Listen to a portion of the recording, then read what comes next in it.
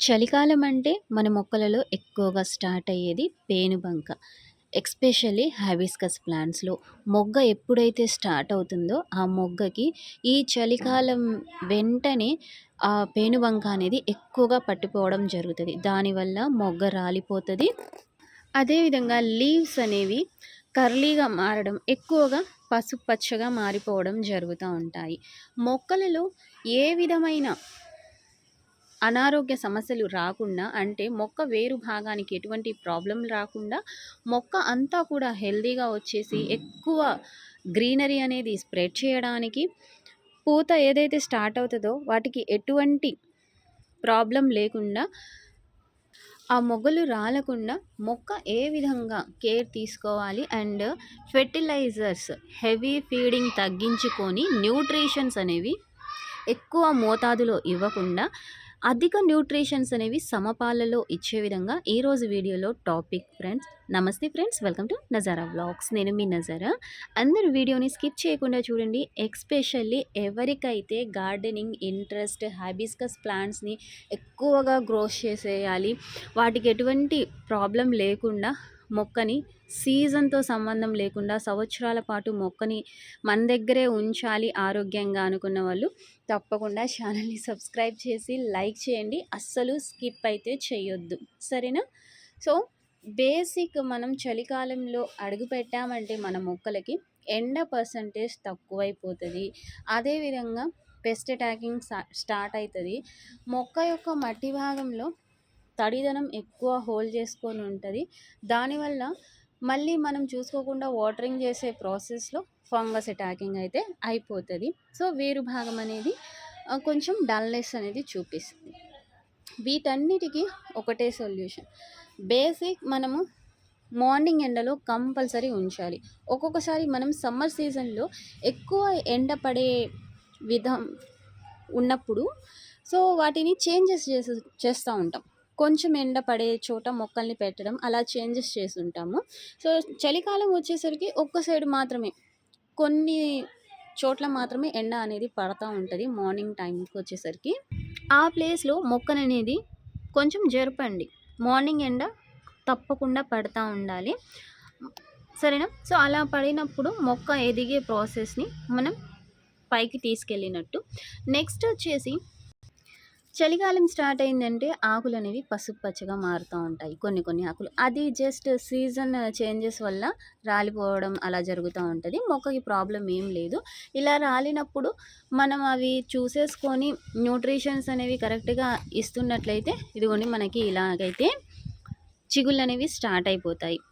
మీకు ఆకులు అనేవి పసుపచ్చగా మారుతున్నాయి అనేది టెన్షన్ తీసుకోవాల్సిన అవసరం లేదు, అది కామన్. అలా జరుగుతూ ఉంటుంది చలికాలంలో. ఎక్కువ మీకు ఆకులు అనేవి రాలుతున్నాయి అంటే పూర్తి మొక్క భాగం అంతా కూడా ఎల్లోయిష్ మారుతుంది అంటే మెగ్నీషియం తక్కువైనట్లు, లేదా మట్టి భాగంలో ఓవర్ వాటరింగ్ ఎక్కువైపోయినట్టు ఇలా మీరు చూసేసుకోవచ్చు. బట్ ఇప్పుడు సీజన్లో అయితే ఆకులు కొంచెం పసుపచ్చగా మారుతూనే ఉంటాయి. వాటిని తీసేసేయండి, ఎటువంటి ప్రాబ్లం అయితే లేదు. నెక్స్ట్ వచ్చేసి మన మొక్కలకి హెవీ ఫీడింగ్ అస్సలు చేయొద్దు. ఎస్పెషల్లీ వాటరింగ్ చేసే పద్ధతి, అంటే మనం ఏదైతే కూరగాయల వేస్టేజెస్తో ఫెర్టిలైజర్స్ ప్రిపేర్ చేసి మొక్కలకు అందించడం జరుగుతుందో సో అవి కొంచెం తగ్గించండి. వాటరింగ్ ఆపేసి బూస్ట్ రూపంలో న్యూట్రిషన్స్ అనేవి అధికంగా మట్టి భాగంలో అందించేసుకోవచ్చు. ఈ ఈ ప్రాసెస్ అనేది తప్పకుండా ఫాలో అవ్వండి. మనం నెక్స్ట్ ఏదైనా లిక్విడ్ రూపంలో ఫర్టిలైజర్స్ ఇస్తున్నామంటే మట్టి భాగం కంపల్సరీ చెక్ చేసేసుకోవాలి. పైనంతా కూడా పొడిగా ఉన్నప్పుడు మాత్రమే లిక్విడ్ ఫర్టిలైజర్స్ అనేవి ఇవ్వండి. ఎవ్రీ 2 డేస్కి లిక్విడ్ ఫర్టిలైజర్స్ అనేవి కంపల్సరీ ఫ్రెండ్స్.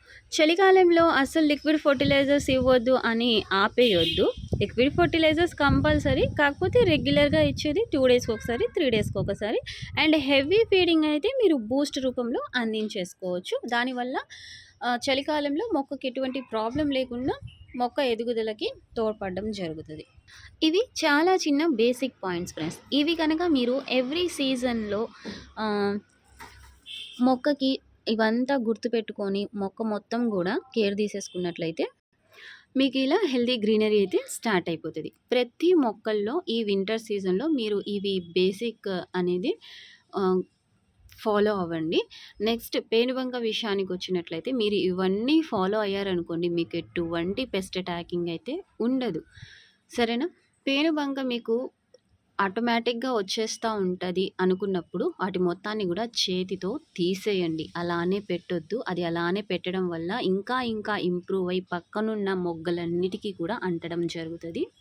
పేనుబంకకి సంబంధించి పెస్టిసైడ్స్ అన్నీ కూడా ఛానల్‌లో అందుబాటులో ఉన్నాయి. విజిట్ చేసి చూడండి. ఇప్పుడు న్యూట్రిషన్స్ పరంగా మన మొక్కకి ఏ విధమైన liquid fertiliser time to time అందిస్తే ఇది ఇలా గ్రీనరీ అనేది స్టార్ట్ అయితదో, ఆ లిక్విడ్ ఫెర్టిలైజర్ ఏంటో చూసుకుందాం రండి. ఫెర్టిలైజర్ చూసుకునే ముందు ఒక్కసారి ఈ నిమ్మ చెట్టుకొచ్చిన పూత మీరు చూడండి.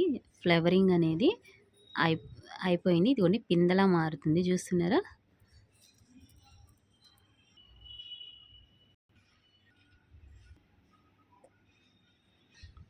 ఫెర్టిలైజర్ ఇది ఫ్రెండ్స్. న్యూట్రిషన్స్ అనేవి 100% ప్రతి న్యూట్రిషన్స్ అనేవి ఉండడం జరుగుతుంది. సో దీనికి ఎక్కువగా మనము వస్తువుల్ని యాడ్ చేసేసుకొని ప్రిపేర్ చేయడం అలా ఏం కాదు. ఇది జస్ట్ పప్పు, నార్మల్ కందిపప్పు ఉంటుంది కదా, నార్మల్ కందిపప్పు, నార్మల్ రైస్, ఇవి 2 కలిపిన కడిగి వాటర్ ఇది. సో ఈ వాటర్‌ని మీరు ప్రతి 2 రోజులకు ఒకసారి చలికాలంలో అందించండి. అదేవిధంగా ప్రతి 2 రోజులకు ఒకసారి ఇది అందే ప్రాసెస్‌లో మీరు ఏదైనా మీ దగ్గర ఫెర్టిలైజర్స్, కూరగాయల వేస్టేజెస్ ఉన్నప్పుడు అవి మిక్సీ పట్టేసి కూడా మీరు అందించేసేయొచ్చు. ఎక్కువ మనం బూస్ట్ రూపంలో అందిస్తున్నాం కాబట్టి ఇందులో మిక్స్ చేయడం అలా కాకుండా బూస్ట్ రూపంలో అందించేస్తున్నట్లయితే ఈ చలికాలంలోకి వచ్చేసరికి మొక్కకనేది ఎక్కువ పోషణ అయితే లభిస్తది.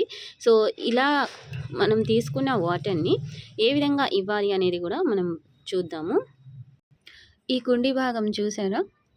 వాటరింగ్ ఎలా తడిదనంగానే హోల్డ్ చేసుకొనుందో. సో ఇటు సైడ్ కొంచెం ఎండ అనేది తక్కువగా పడడం జరుగుతది. దానివల్ల మనము నిన్న చేసిన వాటరింగ్ మొత్తం కూడా పూర్తిగా హోల్డ్ చేసుకొని తడిగా ఉంది. సో ఇలా ఉన్నప్పుడు మనం మళ్ళీ వాటరింగ్ చేయొద్దు. ఇలా ఉన్నప్పుడు మనం వాటరింగ్ చేసినట్లయితే మనకి ఇలాంటి చిగుళ్ళు అనేవి స్టార్ట్ అవ్వవు. సరేనా? సో ఈ టైప్ ఆఫ్‌లో ఉన్న మట్టికి మీరు ఫెర్టిలైజర్స్ కానివ్వండి, నార్మల్ వాటర్ కానివ్వండి అస్సలు చేయొద్దు. సో ఇక్కడ మట్టి భాగం చూస్తున్నారు కదా, పొడిగా ఉంది. ఈ టైప్ ఆఫ్‌లో ఉన్న మట్టి భాగంలో మాత్రమే ఈ లిక్విడ్ ఫెర్టిలైజర్స్ అనేవి అందించేస్తా ఉండాలి. సరేనా? అవి పూర్తిగా పీల్ చేసుకోవాలి ఫ్రెండ్స్. చూస్తున్నారా?